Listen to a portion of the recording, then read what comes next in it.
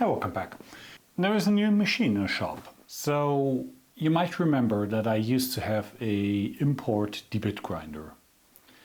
And you might also remember that I did a video series where I started off improving the machine. And that was pretty much 3 years ago when I started it. And it just, well, it snowballed into quite the project and, well, got overwhelmed, and since I have to do customer work, there just wasn't time to work on the D-bit grinder.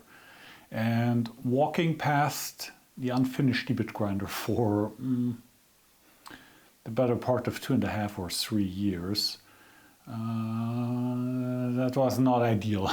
Let's say it that way. It really made me feel not very good. So I took a decision.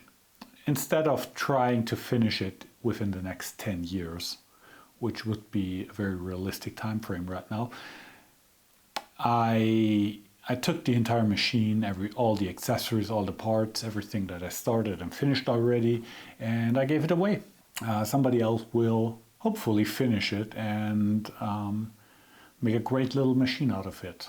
For me, this project just got out of hand. I should have stopped after doing the main travel elongation that Robin showed.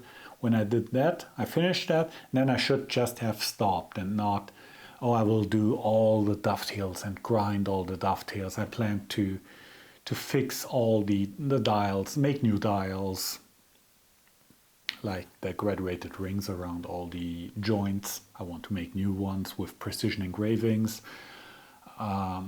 It just was a lot of stuff. I even had a new motor all ready for it, 3-phase.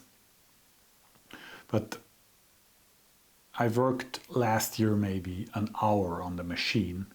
It just was not feasible. And it made me sick not having a D-bit grinder, to be honest. So I gave it away. And the lack of D-bit grinders really got on my nerves.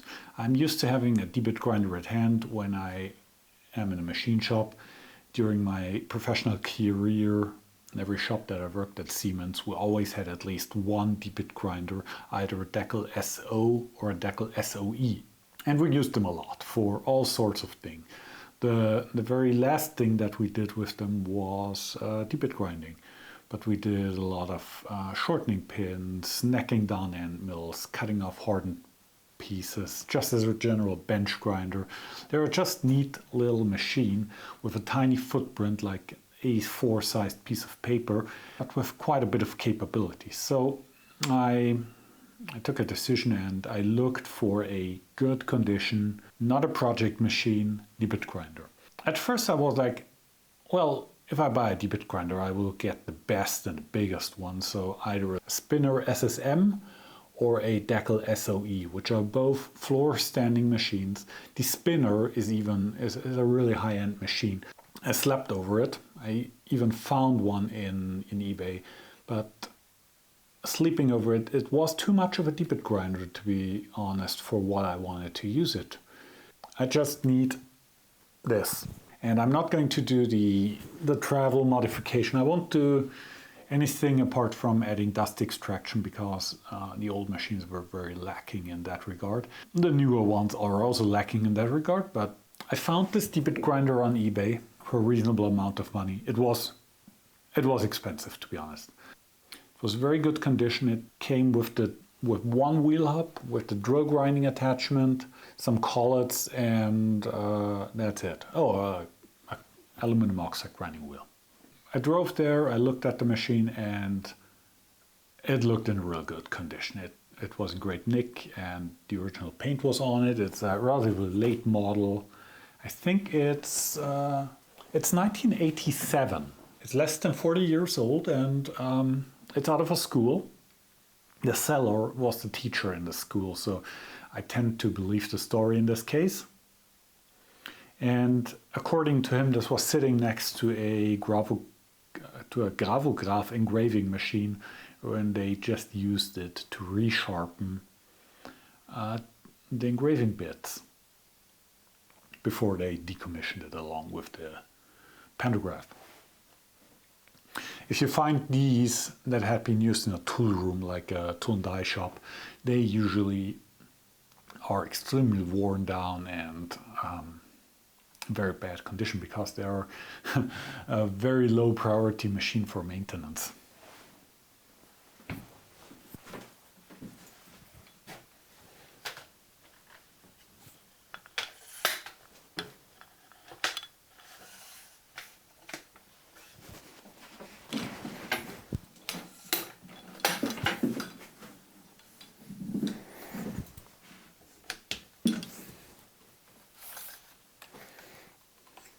So that's the machine.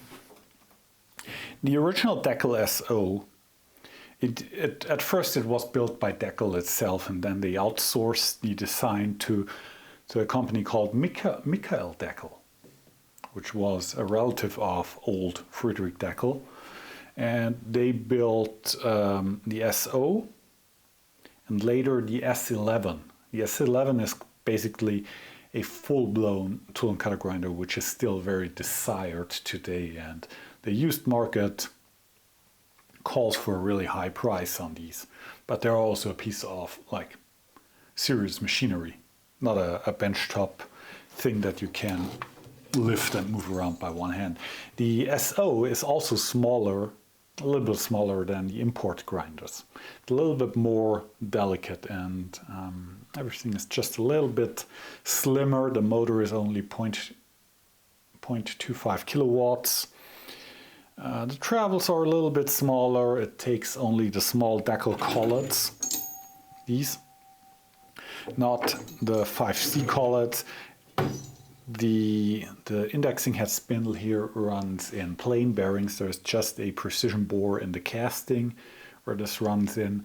No ball bearings like in the import one. So at first glance this might look like a downgrade, and in some way it is, but also I have a certain nostalgia for this machine. So yeah. You can tell me in the comments that I'm an idiot for buying this. As you can see, it's in really good condition. Normally, when you get these grinders in used condition, this area here is sandblasted from dressing the grinding wheel and all the grit hitting this area. And this is pristine. There are a few impacts down here. That happens when you loosen this clamp here and just let go of it. And there is also an impact over here that happens when you move this slide over all the way over and move it back and forth, scratching on this wall here. But that's fine, I will leave that like it is. Apart from that, everything is in really good condition. The spindle is quiet. All the motions are nice. I had the dovetails are unused. They only ground conical tools, so they never needed the side adjustment to grind radii. This works, all of this is working perfectly fine. The lock for the, there's an eccentric lock down here for the dial here, so you can limit the travel to less than 90 degrees if you grind a conical tangent radius tool. That's a mouthful. So you come in, you grind your taper, then you can swing from the taper into the ball shape like this and back. And at the same time do your relief grind up here. So that's working. That's often overlooked, this lock down here, and people force things where they shouldn't be forced. This works. This is the 90-degree end stop. So you can over travel. This often doesn't work. There are a lot of things on this machine that often doesn't work on used ones. The main axis movement here, this is 10 millimeters. It's very anemic, to be honest, but it's all it needs. The adjustment finger to grind, to regrind D-bits is there. Spindle is quiet.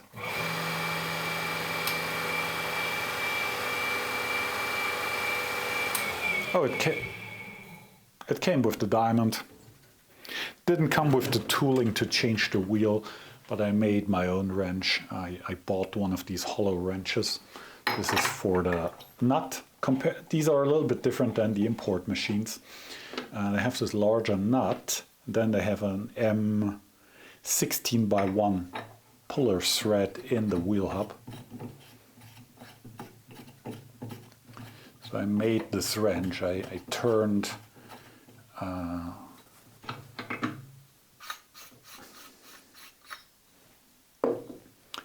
this piece from preheat treated tool steel, Toolox 44, and welded it to this hollow wrench. And I found the center of gravity. I modeled this in CAD. And I put the cross pin here in center of gravity. So it's not perfect, but it's pretty good, and it's nice. It's nicer to handle if this cross pin is center mass. So one thing that I'm lacking is wheel hubs. The machine came with one. It also had the aluminum oxide wheel on it. This is just regular. This is super standard. This is a 80 grit aluminum oxide, and the brown outer layer here is where the binder of the wheel is harder. This is so when you use the edge of the wheel, which you do often on a deep-bit grinder, this keeps its shape longer. These cost like 20 bucks. Then I have a D40 diamond wheel. This is almost like a lapping wheel. This leaves a very fine finish. And oops, a D125. This is kind of a coarse everyday wheel that you can use for necking end mills or splitting end mills in half to make D-bit blanks. Oh yeah, I bought 2 of the wheel hubs from Franz Singer here in Germany. They sell them at they were not cheap. They are like 90 bucks a piece. So I bought 2, and I will make a bunch more once I have a little bit of time at hand. We also have the drill grinding attachment.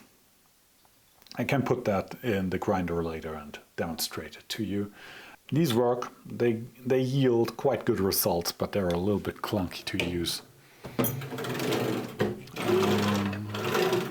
So yeah, that's the D-bit grinder. I have come full circle. I bought the import grinder. I tried to improve the D-bit grinder. I lost motivation to work on it. I'm really sorry for not finishing it. This is a case where I underestimated the work and overestimated my motivation to work on it, and I'm really sorry for that. So please forgive me about that.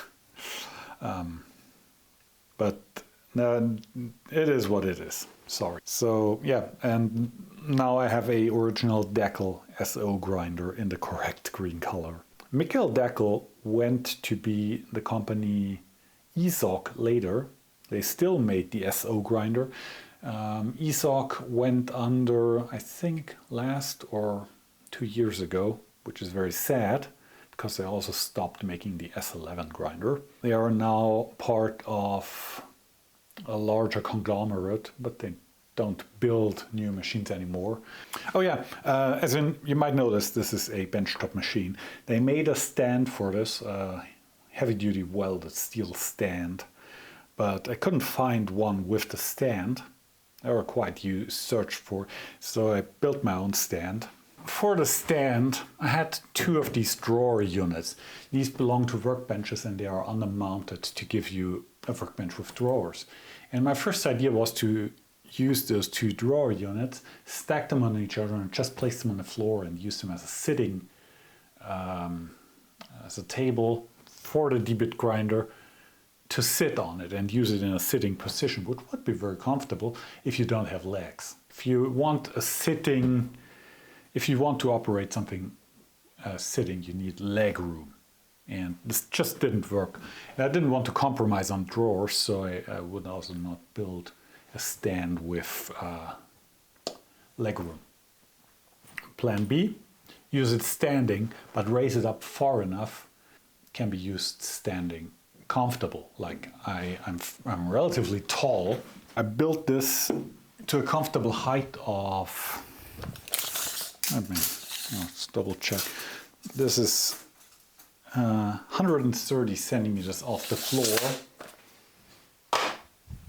And to be honest, this is a quite nice height to operate. You can come in here and look at things, and it's nice.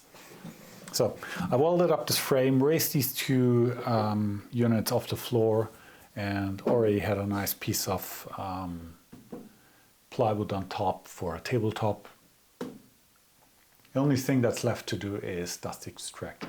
I already pulled in, I already moved the central dust extraction here.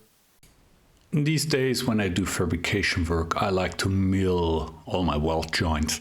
I'm not the greatest welder, so every bit on precision fit up with my pre-cut tubing helps me with welding. So pulling off the fabricators who are in the trade will probably laugh at this. Well, not probably, they will laugh at this. They will cold saw or band saw the stock to size and just weld it like any sane person. But as I mentioned, not the greatest welder here. I need all the help I can get, and a precise fit up helps me a lot. So this goes quite fast despite needing to take 2 passes because the face mill is a little bit too small to take this pipe in 1 pass.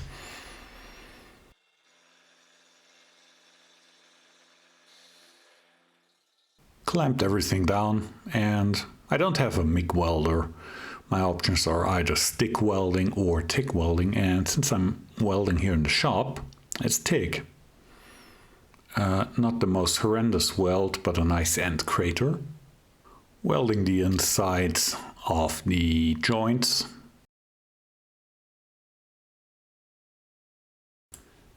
I forgot, as usual, I forgot to drill the holes for the adjustable feet before welding on the foot pads, so I'm drilling them now on the milling machine with a 16mm rotor broach.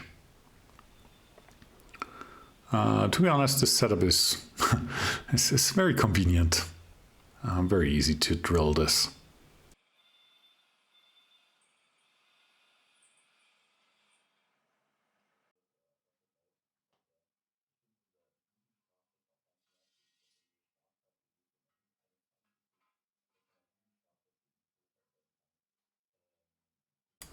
Used some self-etch primer to prime it. Now I'm following up with some polyurethane paint in 6011 Reseda Green, which matches the Lister cabinets that I'm going to put on top of this frame. Doing all the inside corners with a brush and then rolling the large flat areas. This paint takes like 2 passes to fully cover and takes about forever to fully dry. There we go, one supporting frame for the 2 small Lister cabinets. Paint is mostly dry, so I won't get overly stuck to it while I put it in place. I want this thing off the bench, so let's get this off here.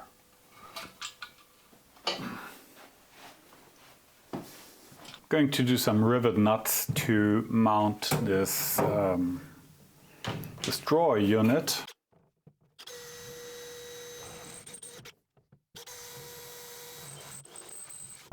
I will say something about these drills in a second. These work amazingly well when drilling thin wall stuff. Okay.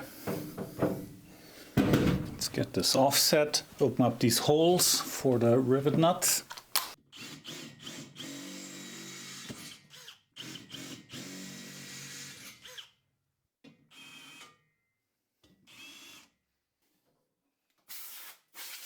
And setting the rivet nuts.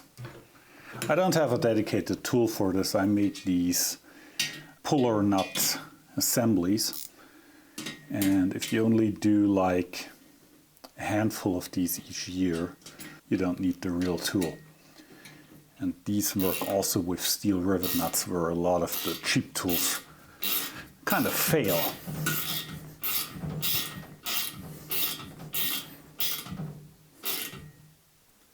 So that's all you need to very nicely crimp together one of these rivet nuts.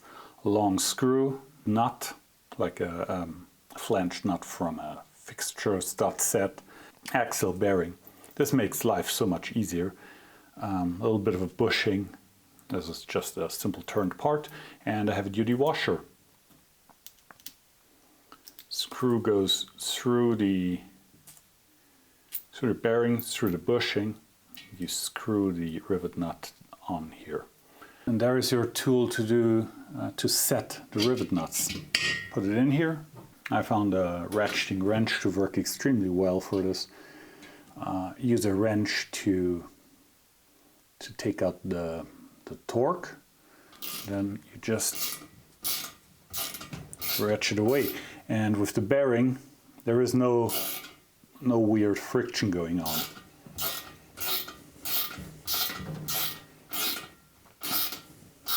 At some point you will notice a spike in the torque or in the force needed to turn the wrench.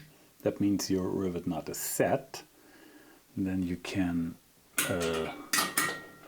flip the box wrench around.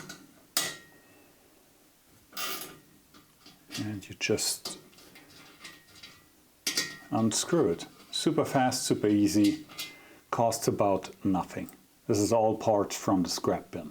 No need to buy a chunky rivet nut tool. Quick word about these drill bits. Every YouTuber probably has already shown these. They showed up a few years ago. Since then, every man and his dog makes these. And to be honest, they kind of suck and they are great at the same time. They are great because when you have to drill with a cordless drill, especially in thin material like sheet metal or thin plastic, these work absolutely marvelous. When you run a normal twist drill through sheet metal freehand, that's usually quite the experience. It's a chattery mess. And these, with their progressive, larger getting steps, this is like a small unibit, and it just walks its way very gently through the material, and you don't get this trilobular hole that you get with a twist drill. They usually don't tend to catch too much, and they just work quite nicely. And why they suck? First, they are expensive. Second, you cannot resharpen them. Well, you can, but you can't. If you want to resharpen them with their geometry, that's quite the endeavor. You need a grinder with an axial relief attachment, and then you have to either grind each step by its own, or you dress the stepped profile onto the wheel, which doesn't sound like too much fun. So for all practical manners, these are not regrindable by yourself. You can send them out to be reground, or you can just get a new one. And if these get dull, you can just lob the end off and grind them in a regular twist drill, like a split point geometry.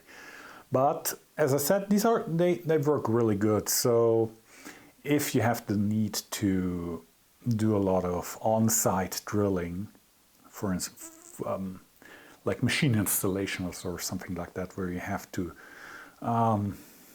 drill panels in place or something like that, and you can't fit the thing that you're drilling into a machine. These are quite nice. So yeah, these happen to be sold by Hoffmann under the Grand brand, and basically everybody makes these. These even have the 3 flats, so you can so a drill chuck of the cordless drill really gives a bite on these. So yeah, these work quite nicely. Wouldn't recommend them as an everyday bit. It's more a specialty bit if you have to freehand something.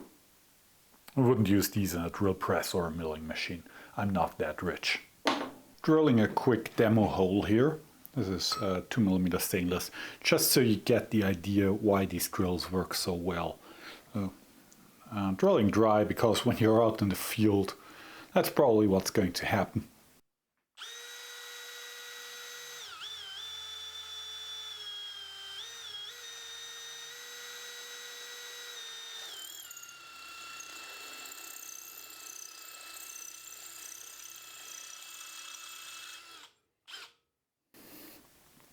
So it eats its way progressively through the material, instead of when you come in with your 180 or 135 degree tip angle, you have a very wide engagement of the cutting edge right away. And this is like a unibit, but with a smaller final diameter.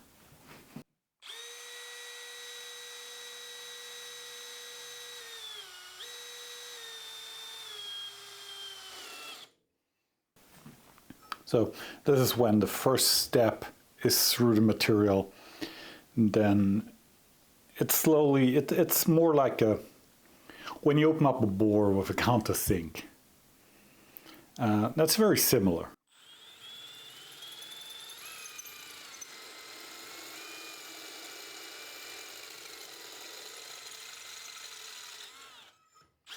It's very gentle. It's not the second one.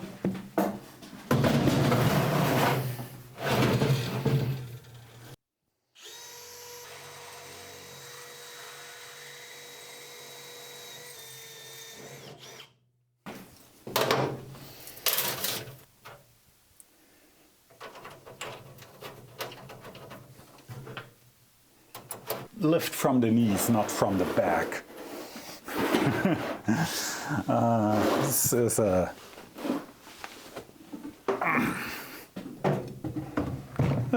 heavy little fella. There we go.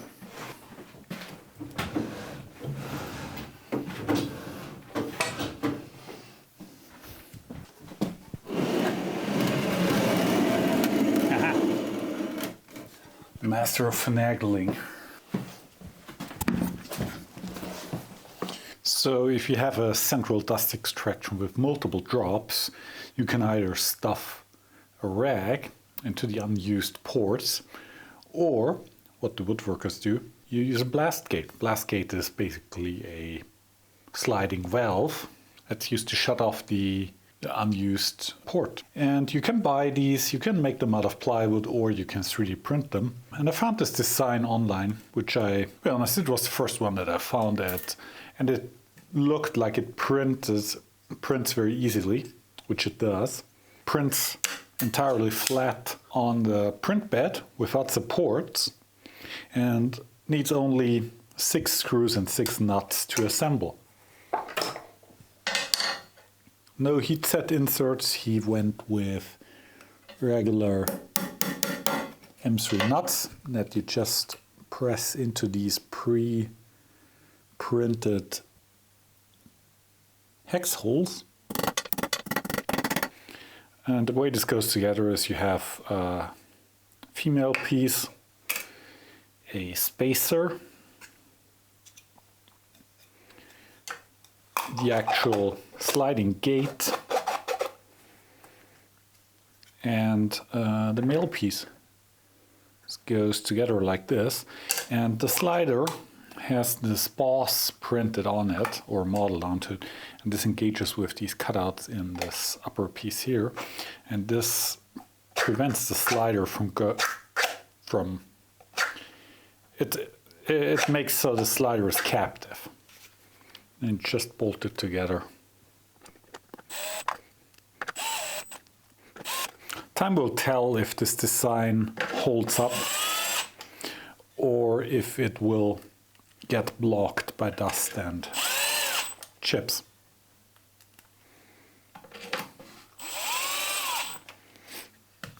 There we go. Whoop, whoop. Only needs a seal.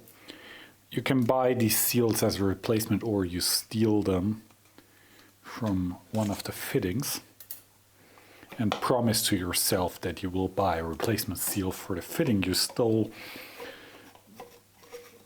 the seal from. This goes inside here. Now it connects to any old 50mm tubing and gives you a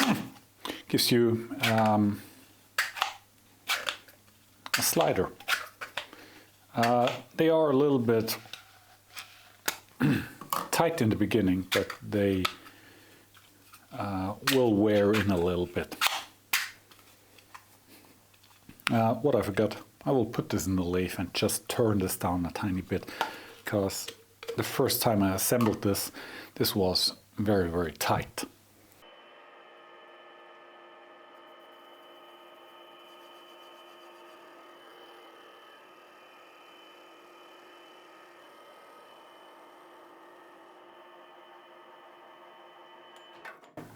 There we go. With dust extraction, I was very hesitant to put up something permanent or something installed in the building, but turns out a good friend gave me the inspiration to just use 50mm PVC piping, to not ground it, because that will drive people in the comments crazy. And well, that's what I came up with. And well, I didn't come up with this. I saw it in pictures and did the same. So I have the dust extractor down there, and I have some 50mm piping here. Hose comes from the dust extractor via a Y piece into the pipe.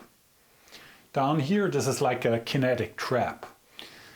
Debris that comes down from the main line from above will have some kinetic energy because it's moving, and most of it will just rush straight through into this lower large piece of piping and get collected there, and then I can just take this, pull this off and dump it out. So it's basically a pre-separator, so hopefully not as much crap ends up in the dust extractor, in the shop vac itself, compared to this collector pipe here. Could even add a bucket to the underside. Here is one of the blast gates. This is basically a shut-off valve for unused ports. This will supply dust extraction to the D-bit grinder. Then the pipe goes up to the ceiling. Let's go freehand.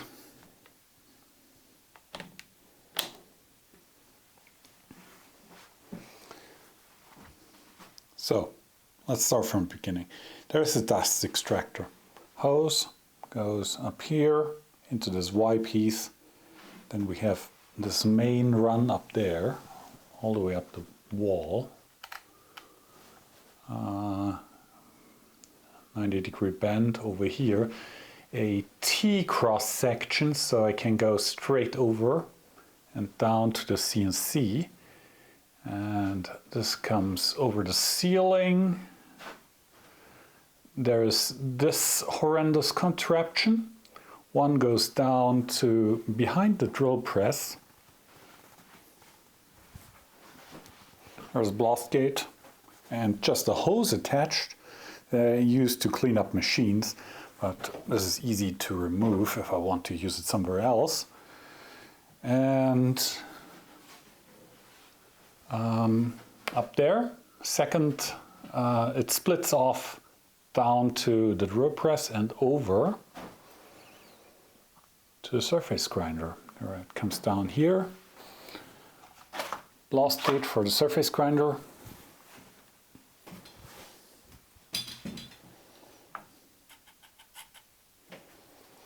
And then it drops into this metal hose. This is a flexible metal hose. This goes to this dust extraction behind the grinding wheel. Well, it's to the side and behind the grinding wheel.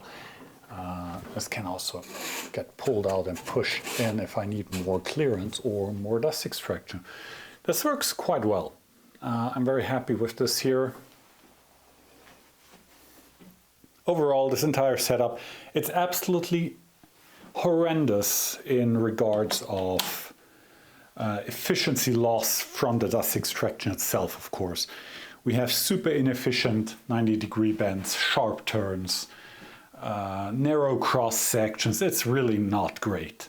But as long as it works, I'm very happy with it, and it just needs to extract dust and not win a science fair contest.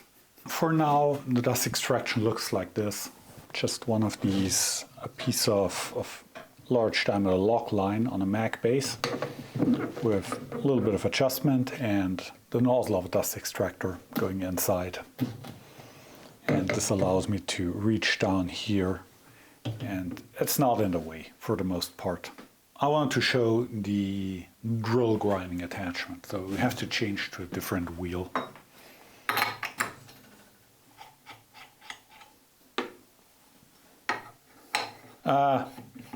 Sometimes you see people do this. Don't do that.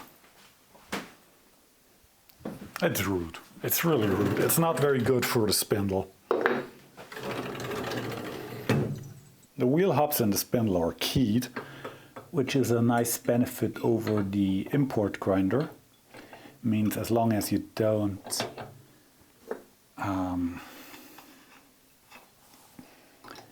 move wheels between hubs, especially with super abrasives like Diamond and CBN, you don't have your wheel dressing won't be all over the place. So that's, but we still have to dress a freshly put on grinding wheel after changing wheels with the Diamond, of course. Just putting a rag here. Dressing the wheels always makes a little bit of a mess. Well, a lot of mess, but I'm running dust extractor.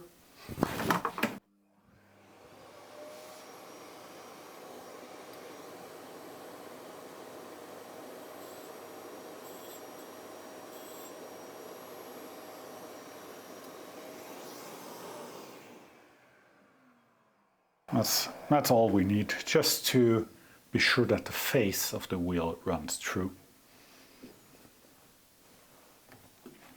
For the drill bit grinding attachment, I need a manual. We need a 12mm collet.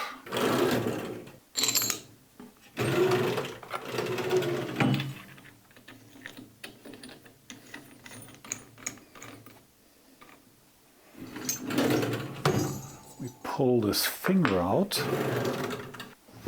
and the drill grinding attachment goes into the collet with the 12mm pin, and this smaller pin here goes into the bore of the adjustment finger.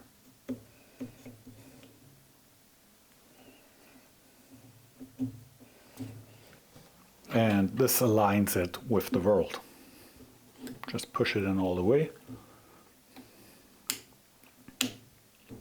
Lock it,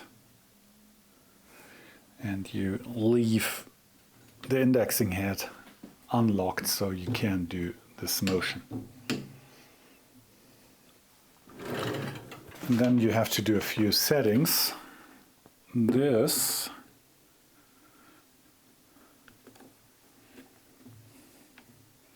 to 13 degrees, like this. And the other joint down here to 0. Since I have the drill grinder, the dedicated drill grinding machine, I don't have many drills that need to be reground. So here you have a adjustment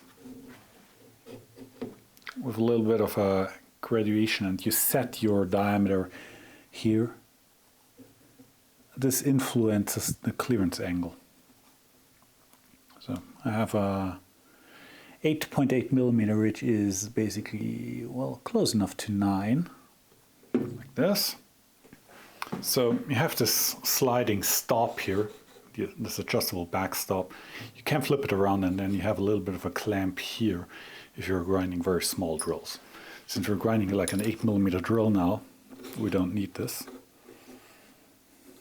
That's the position you want to be in.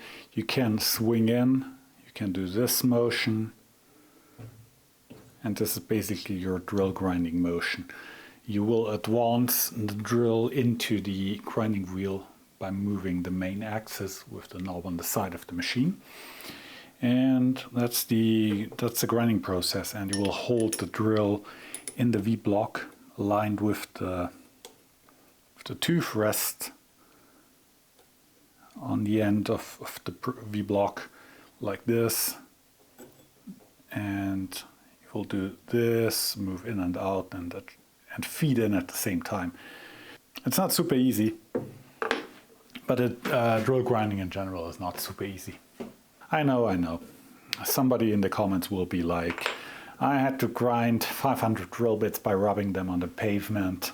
And yeah, I was an apprentice too, and I had to make up stories about my apprenticeship too. I can't freehand grind a drill, but there is a significant difference between a machine grind and a freehand grind. And there is no shame in admitting that. So this was used, this drill attachment was apparently used a little bit, because it had a little bit of contact with the grinding wheel. But yeah, so the drill goes in here, and this plate that's bolted on here that has a little bit of grinding wheel damage, this is the tooth rest. So you place the drill in this V-block, all the way back to the stop back here. You adjust the stop so you have about 0.5 to 1 millimeter of stick out of the drill bit from the end of the fixture. That's just eyeball. And then you spin the drill in the V-block while it's resting against the backstop against the tooth rest.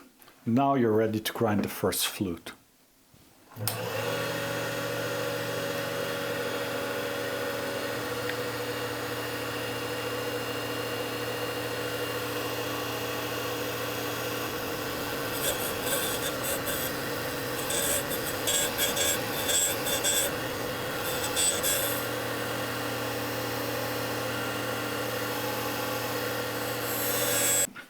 So with this grinding fixture, you see about as much as I do. This is not the greatest thing for visibility.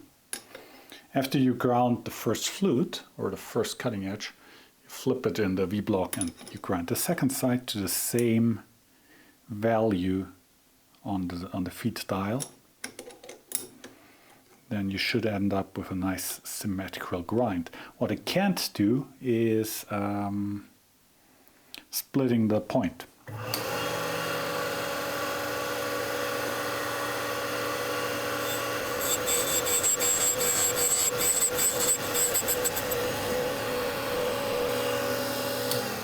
And yeah, I didn't run dust extraction for this one drill. Not a terrible grind. It has a split point from the previous grind. That's the drill grinding attachment. Will I use it for high-speed steel drills? Probably not. It can do larger high-speed steel drills than my dedicated drill grinder. The drill grinder tops out at 13 millimeter. This can do up to, I think, 20 millimeters if you push it a little bit. And what it also can do is carbide drills, because I can put a diamond wheel on here that allows me to do carbide drills. I don't have a diamond wheel for my drill grinder, and I don't plan to buy it because it's a very coarse metal plated wheel, and the grind results are, in my opinion, too coarse to yield a good result in carbide. But the D-bit grinder can do quite nice grinding carbide. I can put a very fine diamond wheel on here and regrind carbide drills. And yeah, it drills. I have to show it drilling because otherwise somebody will comment that that didn't drill a hole with it. Let's grind something funny. Let's grind a ball shape on the end of the 6mm carbide blank. For radius grinding, we need to move the indexing head to center. We have a dial here, well, a graduation, and we have to move that to 0. That puts the center line of the indexing head on center with the pivot point here. So there is a lock back here and a feed screw here. So we just feed this over. It even has a vernier, so you can read this pretty precisely. And we have to loosen this here. Now we can do our 90-degree swing. We will do a rotation at the same time. And we bring this in. For radius grinding, you bring the item you want to grind with close contact with the grinding wheel. Not contacting yet. And you move the indexing head in the dovetail back a little bit. You will feed it later in to form the radius. So we start by, turn the spindle on of course, and we will move in until we ever so slightly touch the grinding wheel with the workpiece. We can do that just by noise. I will not turn on the vacuum for this touch-off motion.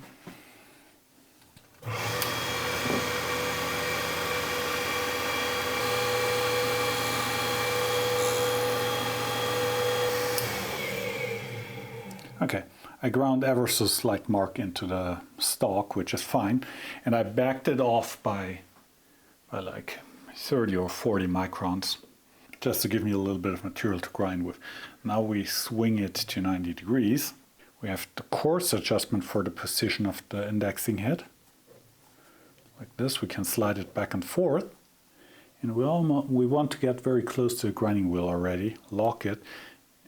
This locks the coarse adjustment, and this here is the fine adjust. And we also limit the infeed to this position. So we're using the face of the wheel for grinding. I think you can understand now what's happening. We're not touching the main motion because the pivot point of the swivel motion is now 3 millimeters ahead of the grinding wheel, and it should stay there. To feed in our stock for grinding, we only use this adjustment up here, a small fine feed here. So we'll finagle the dust extraction in here because we're removing a lot of carbide now.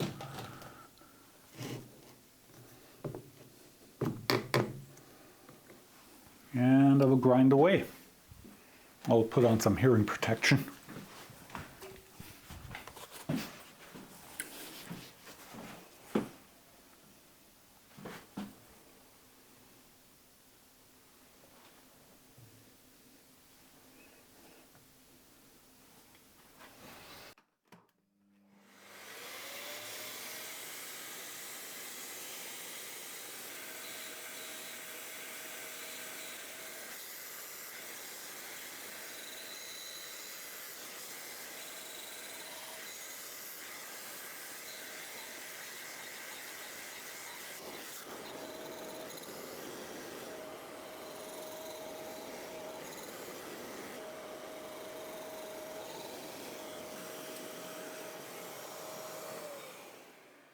The grind finish is not brilliant, of course. This is a very light machine. Stiffness is limited. A lot of the grind quality comes down to how even you can rotate the spindle and swing the radius at the same time. You could drive it with a motor, I suppose. The ball grinding or radius grinding attachment for the WS11 by EVAC was motor driven for that very purpose. It would spin the spindle with a tiny motor, and you would swing the radius by hand, if I remember correctly. But for what the D-bit grinder is, it's a very, very low-key, I wouldn't call it low precision, but medium precision machine that you just walk up to and quickly grind something. Many of you will probably roll their eyes at the sight of old paperwork, but it's kind of tradition for me if I have equipment or tooling or machines to try to show some of the old paperwork if I can find something. And I have 3 pieces here today. This is an old catalog, which funnily enough is not dated. It's I think this is in the 1960s. And this is their full lineup with the FP series, the first numerical controlled machines, still pantograph machines, and all flavors. Jig borer, jig grinder, the S1, the SOE, So this is the tool and cutter grinder that I used to have. These are the two D-bit grinders that Deckel offered, the SO and the SOE. I'm not sure what the E stands for. This is an all, for all purposes, this is the better machine. It has the motor is about double the strength or power than on the dinky SO. It's a floor standing machine. It has a dust extraction built in with a turbine and the metal filter. Spoiler, the metal filter doesn't work. It blows all the grinding grab straight out on the other side, especially if you grind carbide. It had the option to mount a profile projector to measure and inspect what you're grinding. The spindle can be moved. It's better accessible. It has larger travels. It's just a more modern and better machine. But it's a lot of machine. And the SO is just this dinky little benchtop thing. That's 32 kilogram. So then I have an old book. This is fairly hard to find. Well, it's not hard to find, it's just expensive. But I got lucky in an antique bookstore and got this for like $5. This was released or printed in 1953, 50 years, Friedrich Deckel. This is the entire history up to this point, starting at 1903 when the company was founded. Going through the inventions of Mr. There he is. There is old Friedrich Deckel. It's a fairly nice book. I think it's written a little bit idolized in regards of Mr. Deckel, but also I think it's a great read. Mr. Deckel worked with all kinds of prolific people. He worked with Carl Zeiss, he was buddy with Ernst Abbe. I think he worked with Robert Bosch. They started out designing apertures for cameras. And they needed, for in-house needs, for the tool room, oh, there's the man again. They needed a tool room milling machine to do tool and die work. So this is mostly text, but there are some period photographs. I think we have time to go through them. There is, this is a large Zeiss tool room microscope. And there is something expected. The description to the picture is not great usually. But let's go through them. Pattern making. This looks like, this shape looks like the overarm support or the y-axis ram of a, oh no, I know what this is.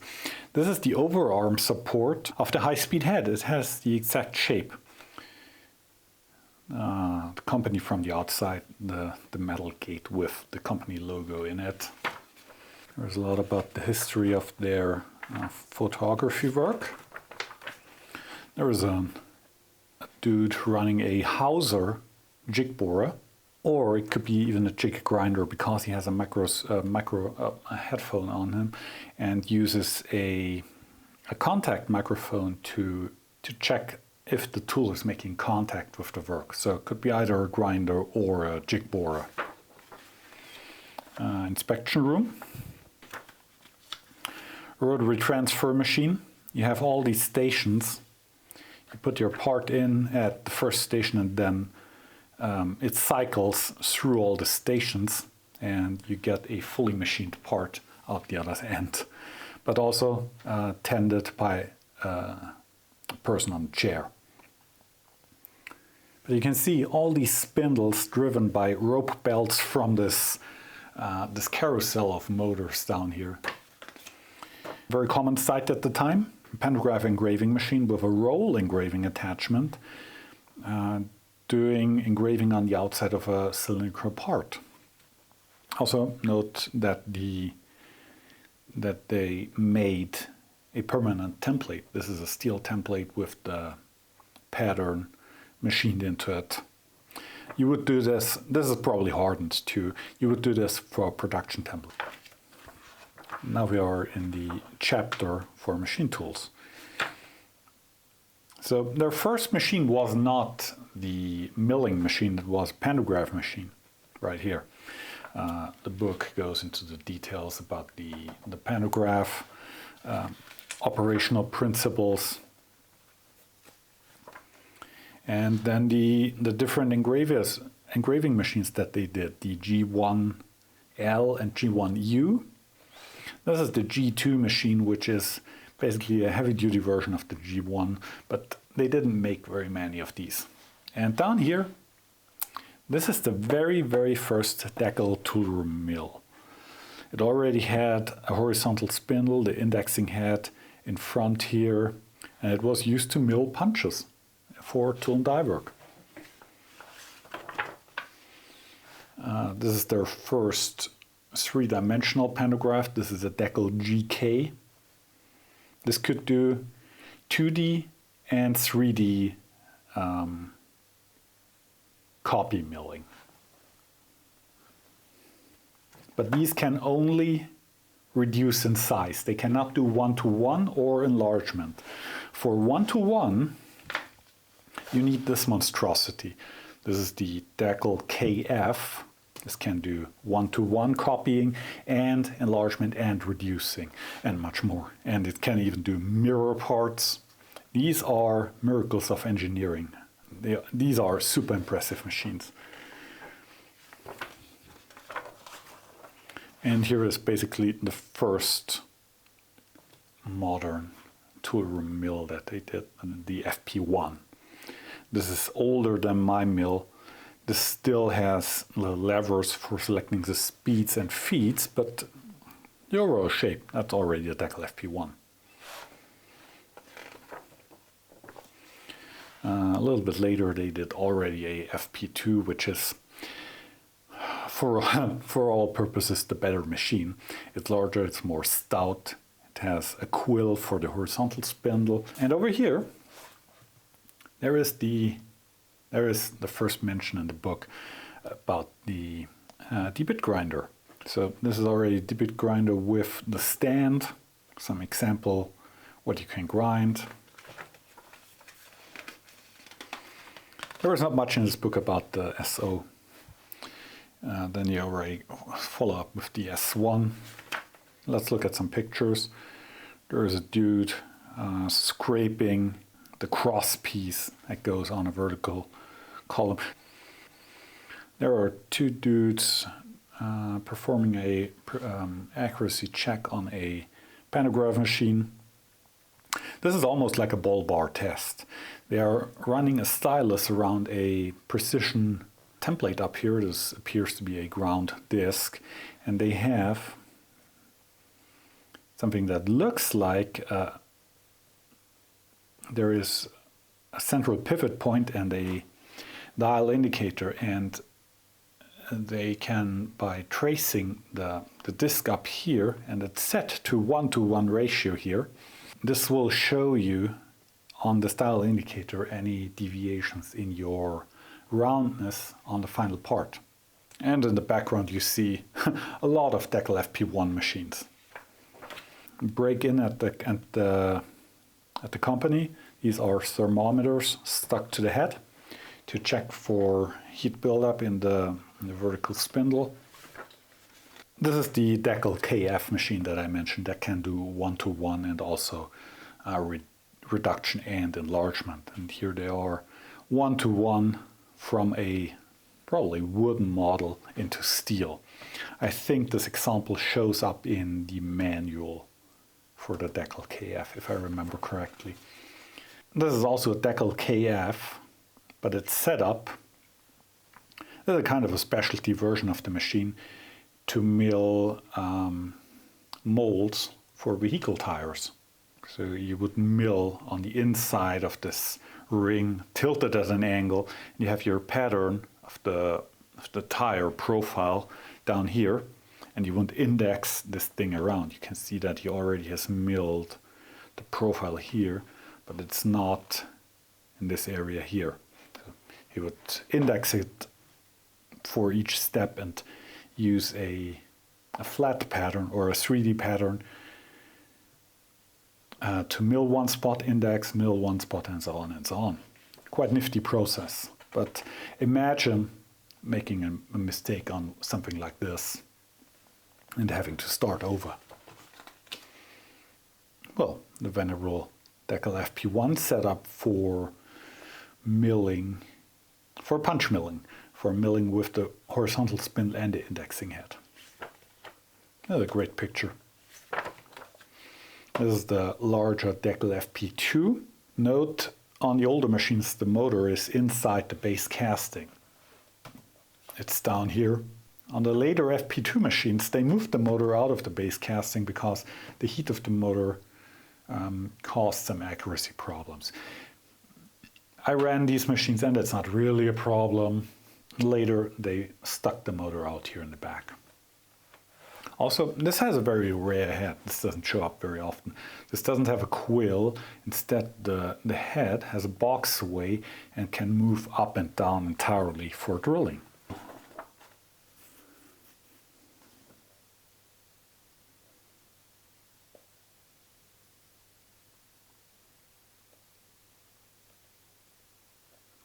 So in 1953, this is when this book's end, the company had 3,000 employees. Okay, then we have the technical bulletin. Okay, let's see what we have. There are,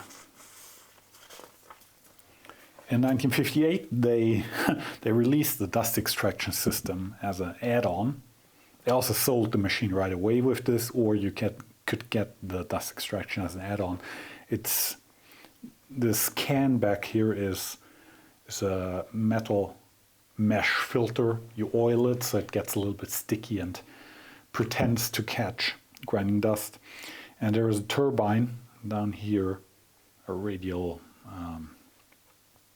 turbine, driven with a belt off the spindle of the machine that provides the suction.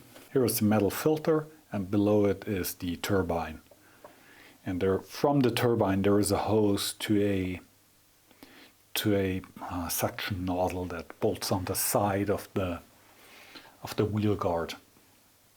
It kind of works. The machine on its original stand, I have to say the shape of the original stand is really, really nice, but it's also a lot of lost space. You have a little flip out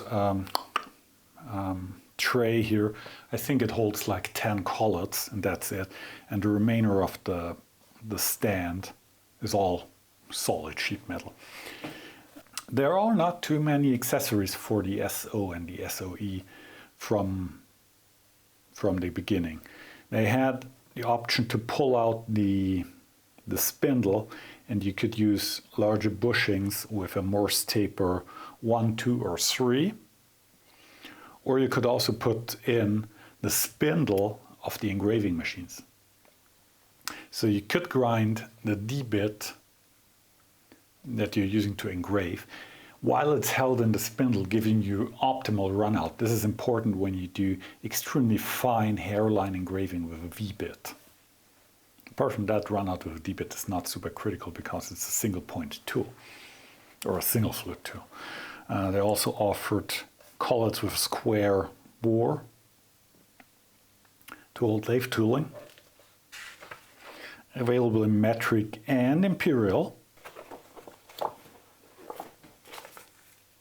Over here, there was a section about thread milling on the Deckel KF machine. KF, that's the one that can do 1-to-1, and you could trace a thread with the stylus and use a thread mill to cut the thread into another part.